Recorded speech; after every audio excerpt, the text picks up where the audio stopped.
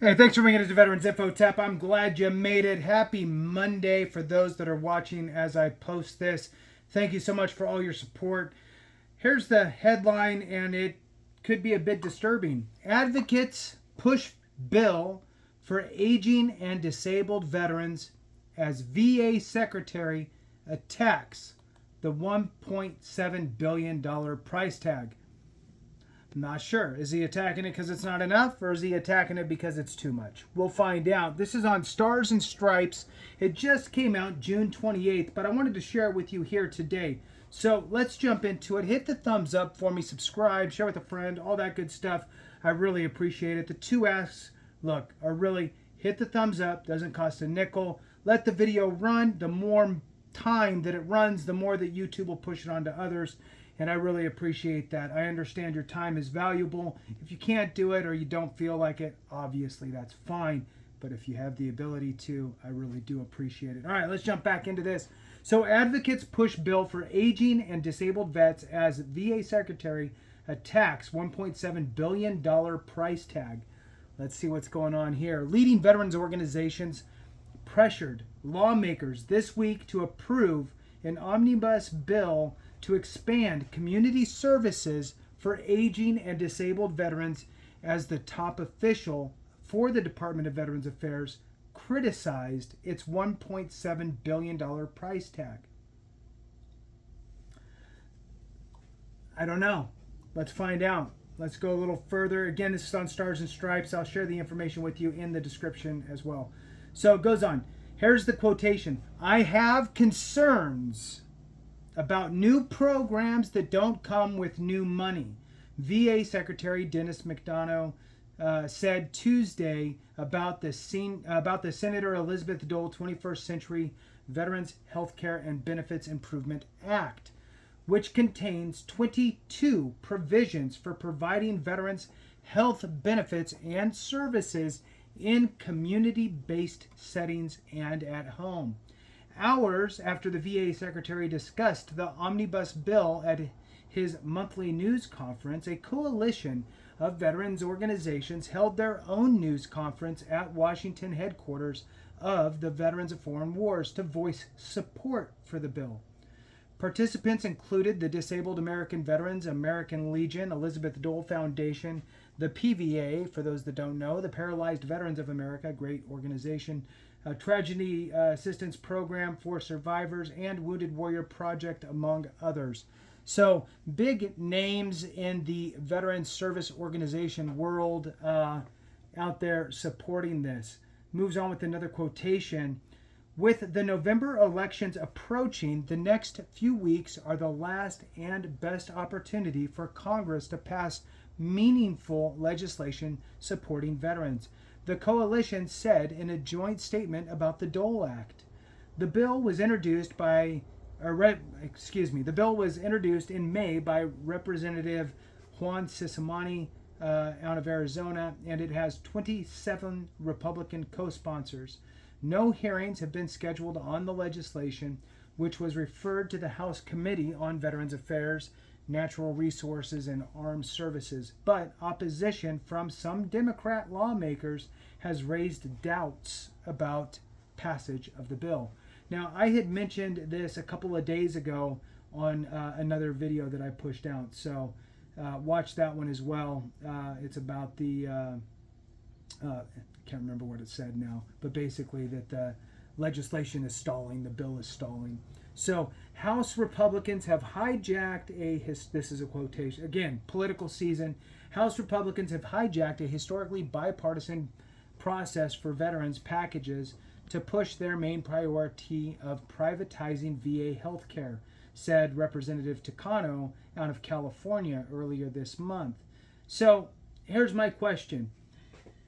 Do you think that allowing veterans the choice to be able to be seen outside of the VA is moving towards privatization? Or do you think there's still going to be enough vets that choose VA? And do you think that that should be an opportunity, right? If your local VA is not up to par, should you have the choice to go somewhere else? Or are you, just banned from everything else, and you must go to the VA in order to seek care. What is that looking like? Are we on a path to privatization, or should we make everybody just go to the VA to keep the VA flourishing and have the numbers they need to support its gigantic body of employees, regardless of quality of care? I guess that's the question, right? So I'd love to see that in the comments. All right, let's move on. The VA secretary questioned how to fund the bill. There are a lot of provisions in the bill, and none of them come with new funding, he said.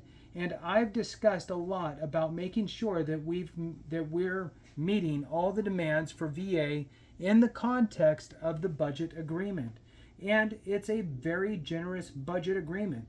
The proposed VA spending plan for fiscal 2025 is $369.3 billion, a 10% increase from 2024.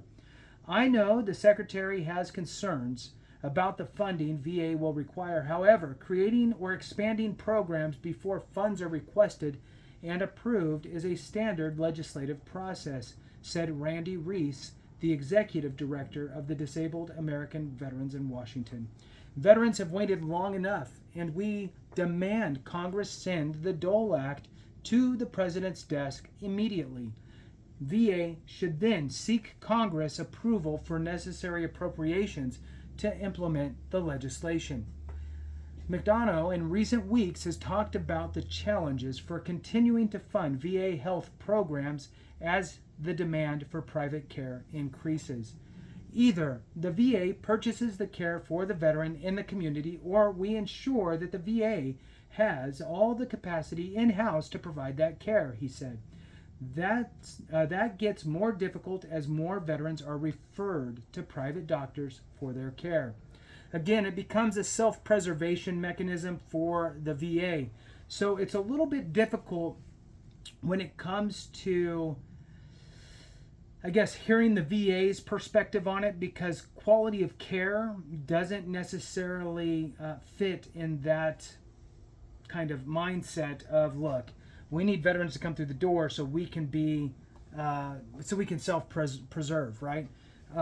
You don't talk about quality of care in that arena. You just talk about, we need the numbers coming in so we can support the staff that we have. That becomes more difficult if they go somewhere else. So let's just bring them back. The question is, why are they leaving? Why are they seeking community care? And is it always lack of services at the VA? Look, I guarantee you that there are plenty of requests out there for community care, even if the care can be provided at the VA. So what does that tell you? There could be a quality issue. All right, moving on. Nurses and other staff at VA facilities recently warned jobs at VA hospitals and clinics have remained vacant with little or no attempt to fill them. Well, remember that there's also a national $10,000 reduction of staff on the, I'm assuming they're all FTE, so full-time employees, and their strategy there, the VA, VHA specifically, the strategy to eliminate 10,000 jobs was, well, we'll just eliminate those through attrition. In other words, when people quit, get fired, or retire, we just won't fill those positions unless they're absolutely necessary. So this comes as no surprise. Nurses and other staff at VA clinics recently warned jobs at VA hospitals and clinics have remained vacant with little or no attempt to fill them. No kidding. All right, VA nurses staged a rally this month outside VA headquarters in Washington to call attention to chronic staff shortages at department health care facilities. The nurses claimed the VA is intentionally not filling positions for nurses and other staff to keep costs down. 10,000, you got to lose 10,000 by the end of the fiscal year, by the way. An assertion the VA denied. You said it yourself that's so dumb. All right. Reese said Tuesday that the goal of disabled American veterans and other veterans groups is not to take away resources from VA hospitals and clinics, but to address deficiencies in the delivery of health care to veterans in greatest need. He said the bill has provisions that cover more services for enabling disabled and aging veterans to live at home and in their communities in lieu of round-the-clock nursing home care. And it moves on here. Heather Ansley, Chief Policy Officer at Paralyzed Veterans of America, said her organization supports the bill because it increases coverage for at-home care for veterans with catastrophic disabilities. When veterans hit the current cap on reimbursements, they are often forced to make decisions that tear them away from their families and their communities because of an arbitrary limitation on their ability to receive care in their homes, she said. Kathleen McCarthy, press secretary for the House Committee on Veterans Affairs, said GOP bill sponsors anticipate the cost of the Dole Act could be covered by an extension of the VA home loan funding fee. This is a bipartisan effort that has been used to fund new VA programs for decades, she said. The VA fee is a one-time payment borrowers pay on VA-backed or VA direct home loans, according to the agency. So let's kind of pause there for a second. It's a little bit of a segue. If you're buying a house or looking to refinance or whatever, you're doing a home loan, mortgage, VA home loan, if you are not a service-connected veteran for a service-connected disability through the VA, could be anything. Could be tinnitus, ringing in the ears, could be GERD, could be hiatal hernia in lieu of GERD, could be a bad back, a bad knee, could be migraines, could be sleep apnea, could be whatever. If you do not have a service-connected disability, nothing, you have to pay a VA funding fee. It's a substantial fee for your loan. However, if you do have a service-connected disability, then you don't pay that fee. How do you get away or around that fee if you're not already service-connected? File your intent to file now while you're going through the loan process. And if you get awarded service connection on something, they will backdate your connection prior to your loan closing, which means, you're a service-connected veteran, and they should refund that fee for you. You still have to pay it if you're not closed in time, or if you don't get your service connection in time. But if that does happen and you pay the fee, you can go back and get that refunded. All right. The fee is that one-time payment on the VA-backed loans. Okay, moving on. The VA does not have legal authority to reallocate savings from funding fees to other budgetary accounts, said Terrence Hayes, the VA press secretary. Savings associated with funding fees are associated with a mandatory budgetary account distinct from the accounts that would be used to fund and implement other provisions in the Elizabeth Dole Act. Fee collections finance VA credit programs, and this is how it says it. Fee collections finance VA credit programs and are not considered government. Close enough. All right. So anyway, fee collections finance VA credit programs and are not considered government revenues for the federal budget deficit or surplus calculations, he added. It's just kind of a choppy sentence for me, probably. I'm not the greatest reader. So anyway, the projected $1.7 billion price tag for the omnibus bill covers community programs and home services for 10 years, negotiated by the chairman of the House and Senate Veterans Affairs Committees. So you have both sides, House and Senate, working together to create this. The sweeping package includes proposals to expand end-of-life home care, extend high-tech job training, and connect homeless veterans with telehealth services. The men and women who have served and sacrificed for our nation have earned a VA that works for them, not against them, said Representative Mike Bost, chairman of the House Committee on Veterans Affairs. He said that when the bill was introduced, proposed measures would bring greater urgency to providing intensive mental health treatment for veterans in crisis, according to lawmakers and veterans advocates. The Dole Act condenses dozens of critical provisions found in several bills introduced over the past year and are of utmost urgency to the lives of American veterans, their families, caregivers, and survivors, Reese said. Now, with that, that looks like that concludes it. Wanted to bring it to your awareness. $1.7 bill, the Elizabeth Dole